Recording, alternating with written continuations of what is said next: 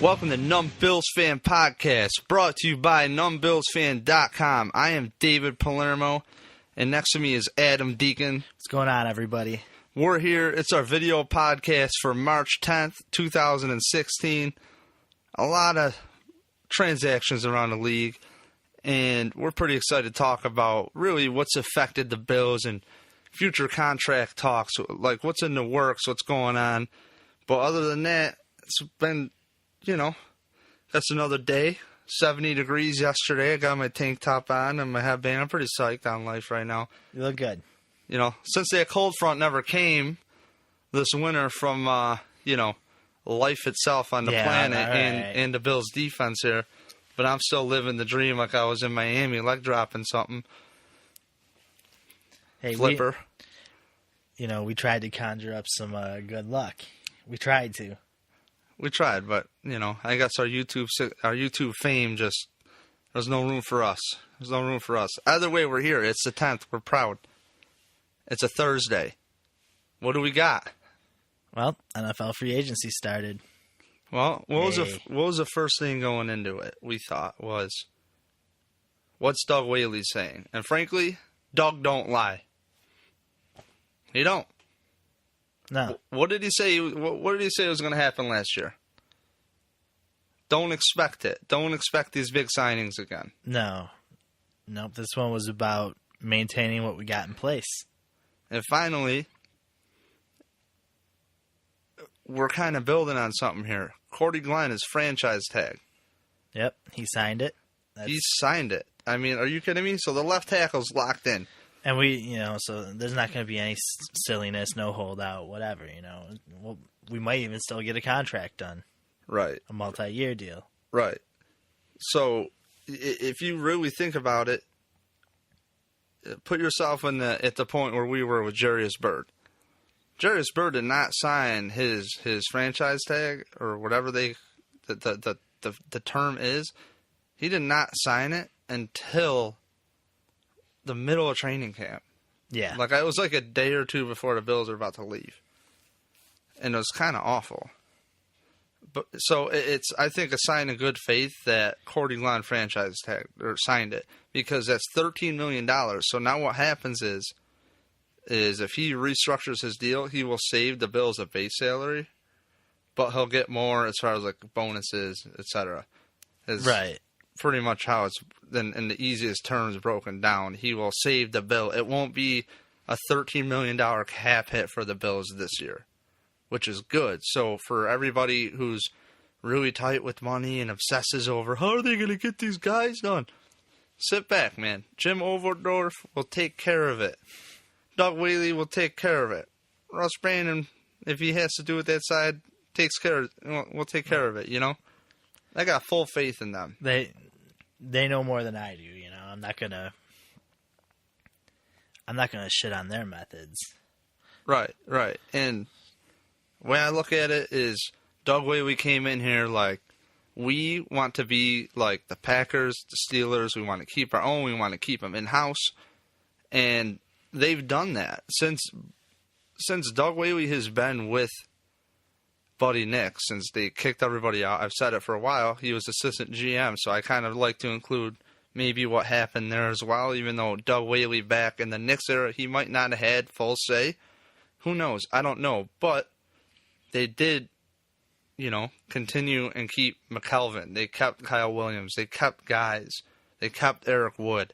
And I think they've been doing that. And people forget that. Well, what are we going to do now? Now we're in cap hell.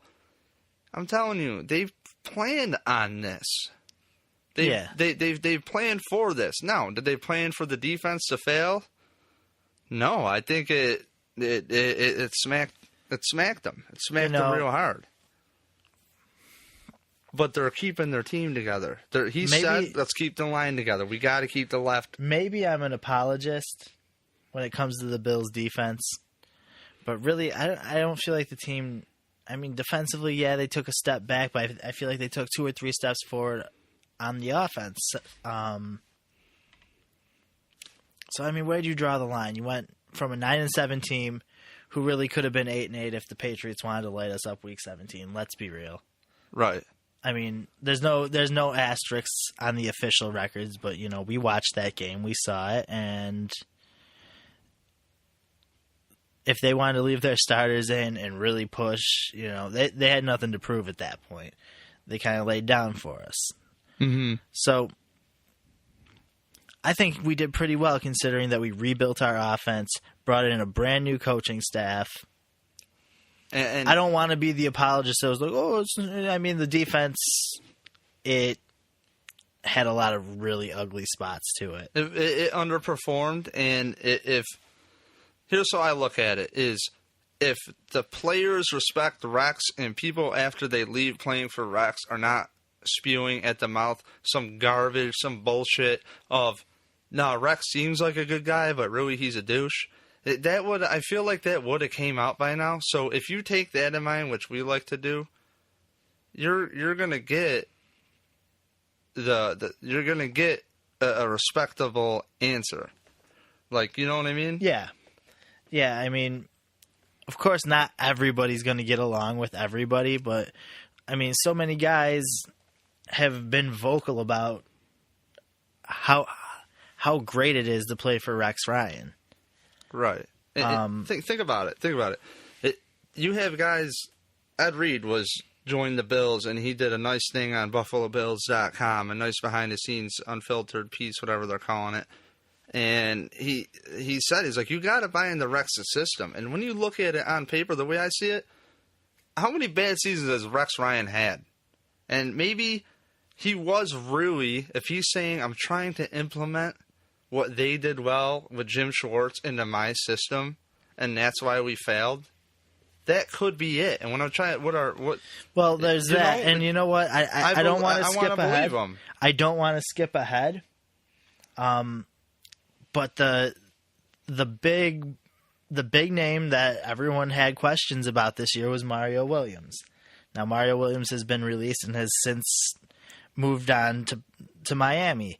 We're going to dive into that in a little bit, but a lot of people are upset about that, worried about that, nervous about that. But I'm going to go with the theory of addition through subtraction with Mario Williams. Yeah, we take a dead cap hit, and that's hard to take with our current situation. $7 million dead cap. But at the same time, we're losing that contrarian voice in the locker room. We're losing that guy who wants the coaching staff to cater to him rather than him cater to the coaching staff. And I don't want to say Mario Williams didn't have a good run in Buffalo, because he did. But this past season, something didn't click with the guy. And if it's Rex's time, and I mean, you gotta know that, like, with his history, he knows what the hot seat feels like, and he knows that this season has a lot riding on it. Maybe it'll make him, maybe it'll break him. He needs guys that are gonna play his system the way he wants his system played, that can adapt or whatever, whether it's guys that have played in his systems before, guys who played similar systems in college, through the draft, whatever. We need Rex Ryan type defenders in the Rex Ryan defense. And I think Mario was just a square peg in a round hole, and losing, like I said, that contrarian voice. Well, what if we tried it this way? Well, this is how we used to do it. They might actually be getting ahead by dropping that. Well, what's weird, too, is Preston Brown was not calling the offense either, or the defense either. Right, Manny Lawson Manny took that Lawson was. And yeah. Preston Brown was one of the other voices that was piping up about this isn't working. But also Nigel Bradham, who just signed with the Philadelphia Eagles, he mentioned that Rex's scheme, or the Bills' defense, was just tailored more for Schwartz, and it didn't work before. And frankly, I have a hard time believing that when you have a lot of the same carryover from Mike Pettin. And it was a little weird that it did not have the same sack total or even close. So to me, it really does look like Rex was kind of being a good guy here, as he said, and trying to implement what worked. He tried to be a good coach, which is square peg, square hole. Round peg, round hole. Okay, they liked doing this before. That said, I don't think enough people were buying into it. And you have, frankly, a cancer in the locker room with Mario Williams. And then he's on the air talking about, oh, I'll restructure. So what? I think if the Bills didn't restructure him for what Mario Williams signed for, guess what? He signed to play for $6 million this year in Miami. Right. He has an average of $8 million a year on a 2-year contract. And he's a $7 million dead cap. That must tell you a lot about what the Bills think about Mario Williams. Like, you know what, dude? We don't care. You're exactly what you said is, I think, what the Bills are thinking. They have to be. Get him out of here. We paid him. He's not going to lead your locker room. If Miami thinks that Mario Williams is going to lead, he's a, lead by example guy. Really good example you set. That said, if he's motivated, he can. The thing that is the most painful part about Mario Williams is he can still play. That's the worst part. That guy is a freak. And that's what breaks my heart, is I'm a big Mario Williams fan. That guy is Superman. Not everybody's built like that. And he just gave up. Yeah, he and that's really what makes did. it sick, because you know how great Rex Ryan is. Put yourself a year behind. Rex Ryan, a year ago, has never had this kind of personnel. And we didn't even have Ronald Darby yet. We're looking at McCalvin starting. We're like, yeah. Rex Ryan has never had these tools. Thanks, Mario, for blowing it. For $19 million last year. Thank you. 5 sacks, 19 tackles. I think Deion Sanders had a higher tackle percentage than you. Like, he rated, the worst? Yeah, the worst edge rusher in the league he graded out. That was on Pro Football Focus. Well, good for you, Miami. How did signing Ellerby work out for you? How did signing everybody else work out for you? Whatever. It is what it is. I'm very disappointed in Mario. I guess we could take out that Mario chunk, but I'm good with that. Yeah. Mario, you're kind of dead to me. It sucks you go play with Miami. That's fine. But it is what it is. Good luck. Hopefully we get our right tackle and right guard situation sorted out in camp. Right. So we'll see. We'll see you later, man. Twice. Other huge news. What's that? Doug Whaley. Tell me, Dave. The Bills, the whole Bills organization, they got Richie Incognito to sign back. They kept their own. And, while we were talking about it, he mentioned that Rex was part of the reason he hung around. Yeah, funny. Huh. Rex effect. There it is. What do you got? You got 3 years, $15 million. I think that's very fair. In 2016, you got $2 million with a bonus of $1.15 million and a $3 million cap hit, $3.25 for the year. So he's actually not too much money. Not bad. A little wiggle room left after that one, Yeah. Very, very team friendly deal. When it comes down to that, that number goes up to almost $5 million next year and about $7.5 in 2018. But hey, who knows where we'll be by then? Right. He gets a bonus of just like a little over $1 million and $100,000 every year, but I think it's a fair contract. You think he's underpaid? We were having having a debate about that. I think it's pretty fair, but you got to figure he's either gonna move on or get restructured before the end of that contract, where the bulk of it is. He admitted to it too. He's like, "Hey, I took a hometown discount." Exactly, and I just felt like it was important that the Bills gave him a little something, considering he played for $1 million last year, which is, dirt cheap for the production we got out of him. Dirt cheap. That, you want to talk value, there's value for you. And that's exactly what this team needs right now. And, getting back in here with a high level of play and a $3 million cap hit, I'll take it, man. Nice work, Doug.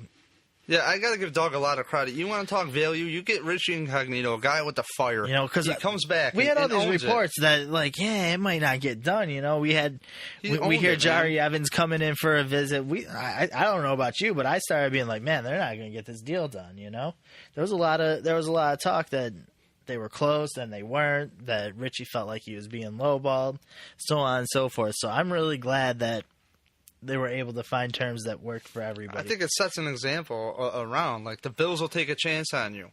Don't screw it up. And if you don't, you'll get paid. That's it. That's it. At the same time, they have a value for every position. Doug Whaley needs a lot more credit. Look what happens to these guys. Right. I mean, it really does set a precedence, though. Think about it. Took a chance on Incognito, worked out. They brought in Tyrod Taylor. That is Pro Football Focus's highest, or actually I should say Spot Track's highest value. Yeah, in the entire league. And the thing that's heartbreaking is like when you scroll through and look at quarterback salaries around the league.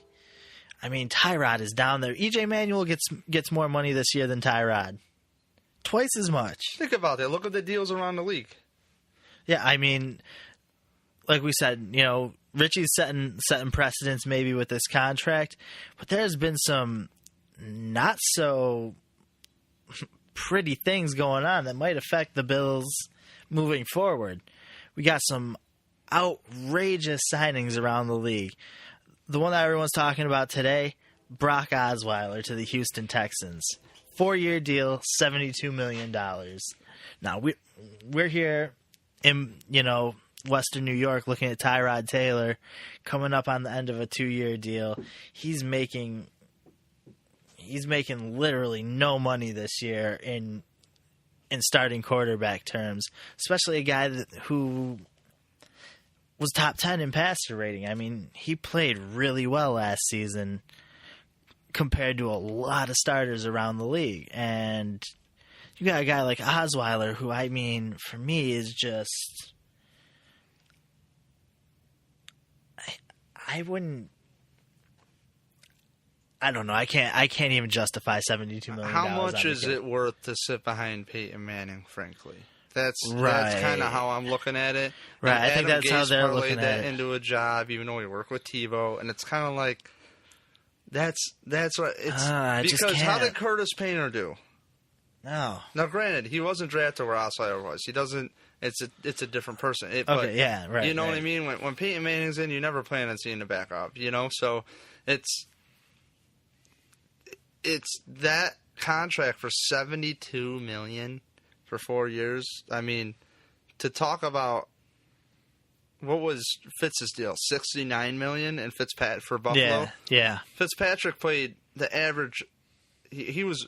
People said, "Oh, that big whopping contract, $69 million." Fitz was going to get a few years ago. Now, yes, the cap has gone up, but that's what Fitz was getting as average starting quarterback money, and he was an average damn quarterback. I don't think this kid has hit the ceiling. If we're taking a dump on EJ Manuel already. Right. It's Bills fans. That's pretty much a precedent, which I always believe in the underdog story. He could turn around. Who knows? Enough work, you could turn around. I think E.J. Manuel is a top second-string quarterback. I do, too. Because he's... As much as you want to rip E.J. Manuel on the stats about... or what happened in the Jacksonville game, don't forget he helped get them back into that game. Yeah. Didn't quite pull it off, but, man, closed a big gap. If Bradford signs for 2 years, $36 million, Fitzpatrick years ago signed for $69 million, okay, Osweiler signed for $72 million over 4 years. To me, I look at it like Osweiler has not even hit average quarterback. EJ Manuel has a lot more experience than Brock Osweiler as far as live game experience. And he's learned a couple systems, good or bad. But, also, to me, it not only raises Tyrod Taylor's value, but that also raises E.J. Manuel's value. Yeah, absolutely. And if you're the outside looking in, I mean, Brock Osweiler is making too much money. What's Fitz going to get coming up? Where's he going to go? The Jets, they can't come up with anything. And what's Tyrod's agent going to be pushing for? What does Fitz sign for if he signs with Denver per se? Which could perfectly make sense. I honestly think Tyrod Taylor's playing at a higher level than all the guys we're talking about right now. Isn't that crazy? Like, I'd rather see Tyrod Taylor than all of them. He's the best value. And that's Doug Whaley. That's them bringing him in. Right. I mean, come on, you got to give the guy credit. Doug don't lie. But you know what? Doug's problems have just started, if you think about it. You got Gilmore coming up. Yep. And, cornerbacks aren't coming cheap right now. You got Janoris Jenkins. Yeah. Oh, my God. Yeah, he just signed a 5-year deal. It's like $62 million. Right, so you got Gilmore. And so Gilmore's, great. And those two stack up pretty evenly if you want to look at it, I can't believe it because the way I look at it is there's so much in front of the Bills, but in a way I feel they're pretty smart because they've proven to be able to get good players out of the draft. Right. You know what I mean? Kiko Alonso, 2nd round, starting linebacker. Preston Brown started. Nigel Bradham was, I believe, 4th, 5th round pick, and he eventually had a breakout season after a few years with the Bills. A couple years, I believe.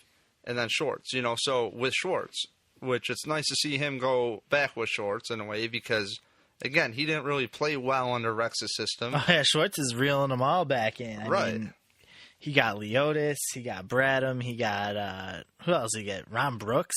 Mm-hmm. But I got to admit, hey, I trust...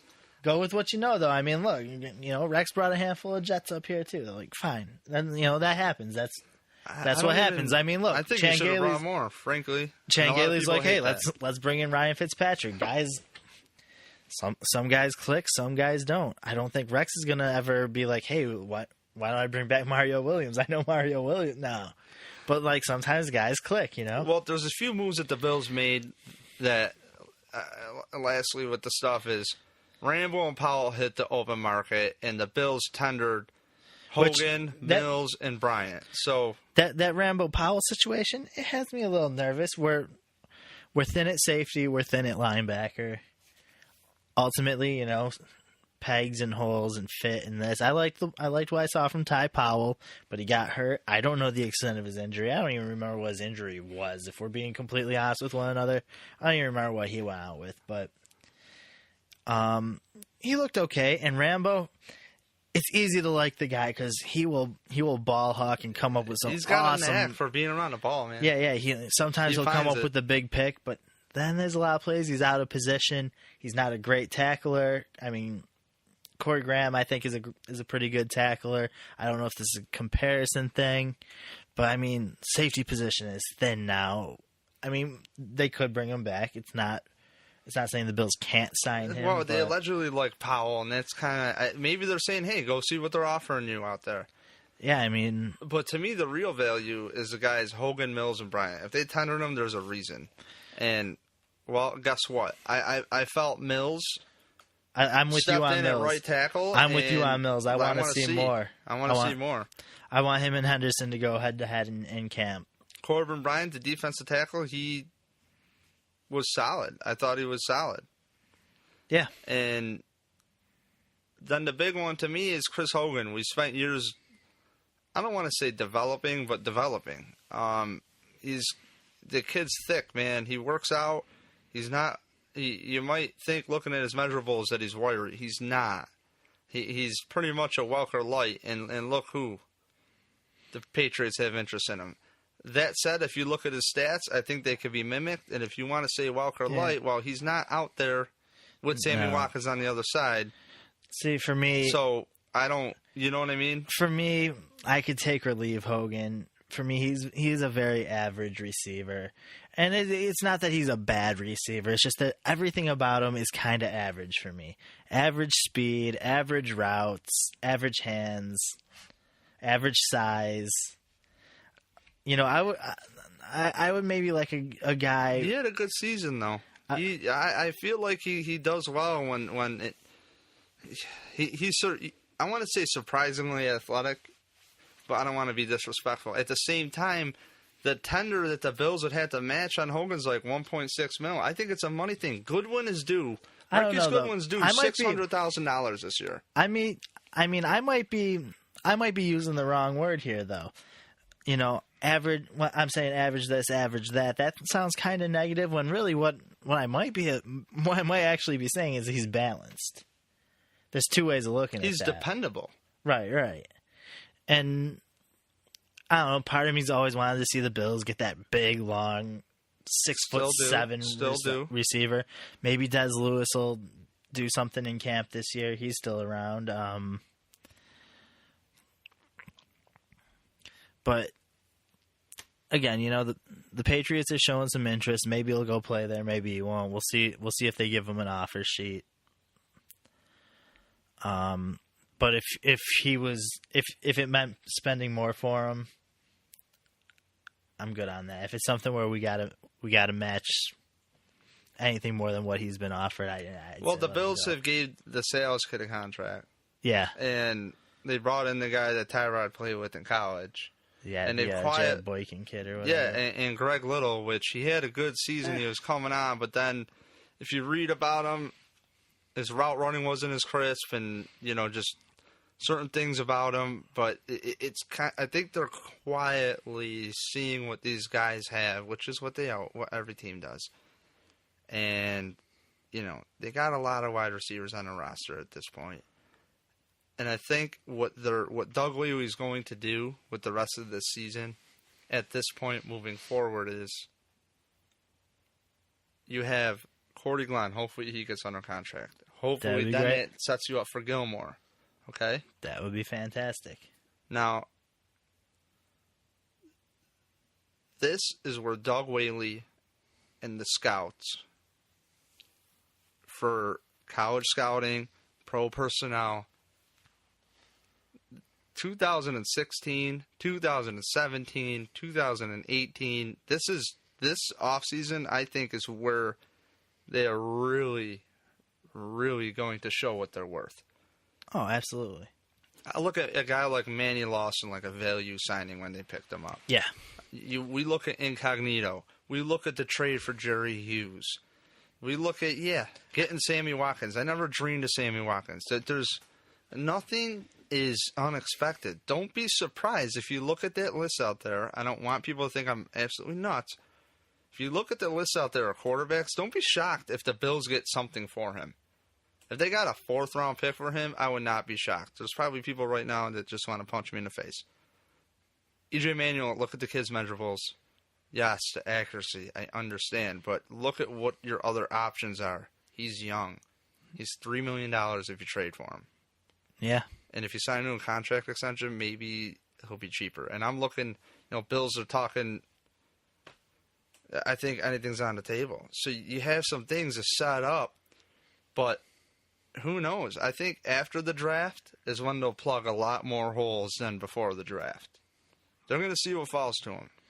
Yeah, I mean, that all we can do is stay on top of it, man. I think it's Rex's year for the draft. I think it's an all-defense draft. Oh, and Rex is a big draft guy. I mean, he's known for going defense in the early rounds of the draft. I mean, ultimately, the blame / praise that comes with drafting generally goes to the general manager. But to think that the head coach of a team doesn't have a big hand on that decision, that's just naive. So, I mean, I'm sure Rex is saying, hey, we got to get this defense right. I need guys that are going to be compatible. Let's go this route. I wish I could see their board, man. I wish I had some insight to that. A lot of people think that the draft is very deep in defensive guys. Defensive linemen in particular. And the one thing that scares me is if the Bills are going to do what I think, which is let's stock up on these guys now because they're cheap. We can get them in rotation. That's like Corbin Bryant's tender. They might feel that there's a guy coming up they can get rounds 2 or 3, and I wouldn't be shocked if they find another tackle to compete, at the right tackle spot. And if they grab a quarterback in the mid-rounds, it's all on their value. And they say it's deep for quarterback, too. So I wouldn't be shocked if the first 3 rounds of the Bills have 2 defensive linemen. Not shocked at all. Yeah, you said that last time. I would like to see them maybe move that around a little bit. Because like I was saying, the safety position is really thin.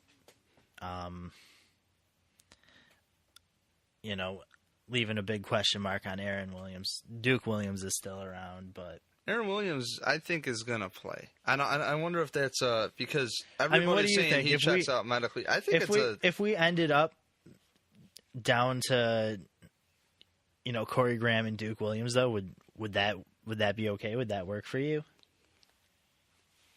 If I was behind the scenes, okay, of the Bills right now, I wish we could see where they had, how Doug Whaley says it, dust settle free agent guys. Like these free agents after the draft. What do they have, rated on these guys? Or do they, frankly, there's a lot of talk out there that Rex might want to have more of a 3 safety formation back there. More of a guy who can do what he's, like you said, he always likes to have a heavy hitting guy. Right. I think Aaron Williams is a lock to come back. I could be nuts. He says he's got to wait till the pads come on. I think if there is one smoke screen, even though it's not, I think that is one to have thought out there that the Bills might take at safety. At the same time, if the Bills took a guy, he's not going to be that much money. He's going to be affordable, and I would trust in him. I mean, they got Aaron Williams in the 2nd round to play cornerback, and he was moved, and he played fairly well. So I trust in the team and whatever decisions they make. It sounds so corny and so blowhard to me that it's whatever the Bills do. I stand by it, but really, they've been right. Yeah, no, I mean, look at the guys they've let go. Yeah, they've cut a ton of dead weight that really ended up being, I don't want to say irrelevant, but didn't end up being the big loss that we thought they might be. Like Jarvis Bird. Yeah. Perfect example. They had a value set on safety. They said, we're not going over this value. Boom. Okay. And Aaron Williams stepped in, and we didn't even really miss a beat at the position as far as I'm concerned. I mean, Corey Graham slid over this year, did a great job, I thought, adapting. I don't know about great job. The coaches don't think great job because they'll say, you know what, But is he still here? Yes. But that's he's the thing. Still here, and he's still penciled in as a starting safety. So as of now, but I think the draft really could. What if they take a safety 1st round? He's right in the mix. I think Aaron Williams is a lock to come back. I think it's just a little smoke screen. But sometimes guys take a spine injury like that and come back hesitant. They come back and without the confidence. They have a whole different outlook on like what's important out there. Is he going to get to the ball, or is he going to protect his neck? So, and the last thing I want to see is anyone end their career on an injury. That's the last thing I want to see. What about when you look at other transactions, like what happened to Lee Evans? Lee Evans was out of the league the next year. Yeah, I ended up landing on somebody's practice. I don't even remember where he landed. Right. It was a practice squad guy, and then that's it.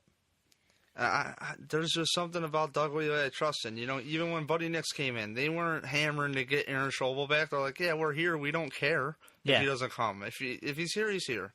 Whatever. We're moving on. We're not dealing with any nonsense. That's it.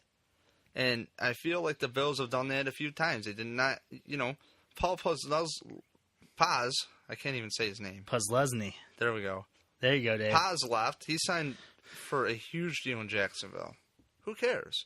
Andy Levitri left, and now he's on his 2nd team already. And he was, I think Richie Incognito played out of his mind this year. Yeah. And he's getting less money than Levitri got. And Levitri was the hot guard to hit free agency. And I got to say, I trust in Doug, man. How do you not? It just wasn't feasible to bring him back for the price they wanted, and people doubted Hughes. People doubted Darius. People doubted, Corey Glenn. I don't know how many people doubted Darius, but I don't know, man. People definitely doubted that Hughes. We had our boy Jeff Knight hitting us up all the time on Bill's ride back. We would talk about it. Powerful Jeff Knight. We talk about it all the time, and he just. Well, they got to save money for Darius to sign all these free agents. Well, guess what? You paid to get Charles Clay here.